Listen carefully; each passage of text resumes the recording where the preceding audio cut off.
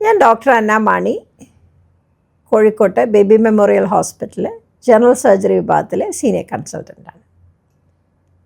നമുക്കിന്ന് പ്രമേഹ രോഗികളിലെ പാദസംരക്ഷണത്തിനെക്കുറിച്ച് സംസാരിക്കാം.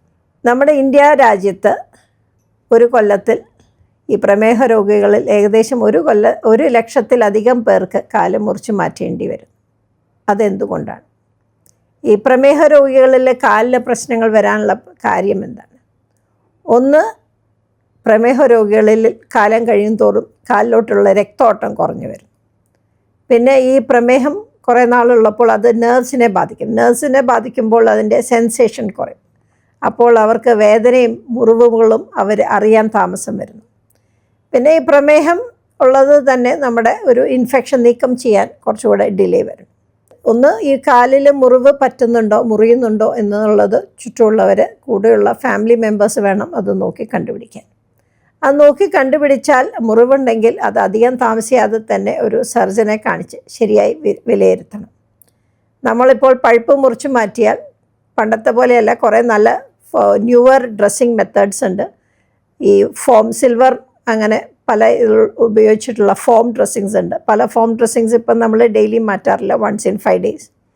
പിന്നെ കുറച്ചധികം ഇൻഫെക്ഷൻ ഉണ്ടെങ്കിൽ വേറൊരു വാക്ക് ഡ്രസ്സിങ് എന്ന് പറയും, നെഗറ്റീവ് പ്രഷർ വൂണ്ട് തെറാപ്പി. ആ പഴുപ്പ് മുഴുവൻ മാറ്റുന്നതോടൊപ്പം അതിനകത്തെ ആ പുതിയ ടിഷ്യൂ റീജനറേറ്റ് ചെയ്യാനും ഈ വാക്ക് ഡ്രസ്സിങ് ഹെൽപ്പ് ചെയ്യുന്നു. ഈ ഡയബറ്റിക് ഫുഡ് കെയറിൽ എന്ന് പറഞ്ഞാൽ പ്രമേഹ രോഗികളിൽ ഫുഡിൽ വരുന്ന പ്രശ്നത്തിൽ ഈ ഫുഡ് വെയറും വളരെ പ്രധാനമാണ്.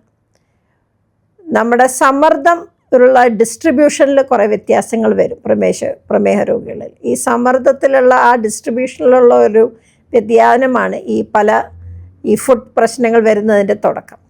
അത് കറക്റ്റ് ചെയ്യാനായിട്ട് ഓഫ് ലോഡിങ് ഫുഡ് വെയർ എന്ന് പറയും. ഈ മൈക്രോസെല്ലുലാർ റബ്ബർ MCR ഉപയോഗിച്ചിട്ടുള്ള ഓഫ് ലോഡിങ് ഫുഡ് വെയറുകളും ഇതിൻ്റെ ചികിത്സയിൽ വളരെ പ്രധാനമാണ്. നമ്മൾ ഏർലി സ്റ്റേജിൽ ചികിത്സിച്ച് അതിൻ്റെ കറക്റ്റായ ട്രീറ്റ്മെൻറ്റ് കൊടുത്താൽ നല്ലൊരു ശതമാനം ആൾക്കാരിൽ നമുക്ക് ഈ ആംപുട്ടേഷൻ അല്ലെങ്കിൽ കാല് വിച്ഛേദനം ചെയ്യുന്നത് തടയാൻ സാധിക്കും. മാത്രമല്ല, ഈ പ്രായമുള്ളവരെ പ്രമേഹ രോഗികൾ കാലിൽ മുറി വരുമ്പോൾ അവരൊരു സ്വയം ചികിത്സ ശ്രമിക്കും. അവർ ചൂടുവെള്ളത്തിൽ കഴുകിയും തന്നെ വരിഞ്ഞ് മുറുക്കി കെട്ടിയും ഒക്കെ അതിനെ തരണം ചെയ്യാൻ ശ്രമിക്കും. ഇത് നമുക്കതിൻ്റെ പഴുപ്പ് തുടക്കത്തിൽ കിട്ടി ആ പഴുപ്പ് നിവാരണം ചെയ്യുന്നതിൽ ഒരു ഡിലേ വരും. ഇത് വല്ലാതെ ഡിലേ വന്നാൽ ആ പഴുപ്പ് രക്തത്തിലരിയും അവരൊരു സെപ്റ്റിക് ഷോക്ക് സ്റ്റേജിൽ നമ്മുടെ അടുത്ത് വരാനും ഇടയാകാം. നമ്മൾ ഇൻഫെക്ഷൻ ക്ലിയർ ചെയ്ത് സർജറി ചെയ്യുന്നതിനോടൊപ്പം അവരുടെ ഷുഗർ കൺട്രോളും അവരുടെ അതിലെ കറക്റ്റ് ഫുഡ് വെയറും അതിലധികം പ്രഷർ വരാതെ നോക്കുന്നതും എല്ലാം വളരെ പ്രധാനമാണ്. നമുക്കെല്ലാവർക്കും കൂടെ ഒത്തൊരുമിച്ച് കൂടിയാൽ നമുക്ക് ഈ നാട്ടിൽ ഈ ആംപുട്ടേഷൻസ് എന്ന് പറഞ്ഞാൽ കാല് വിച്ഛേദനം ചെയ്യുന്നത് നല്ലൊരു ശതമാനം നമുക്ക് കുറയ്ക്കാൻ പറ്റും.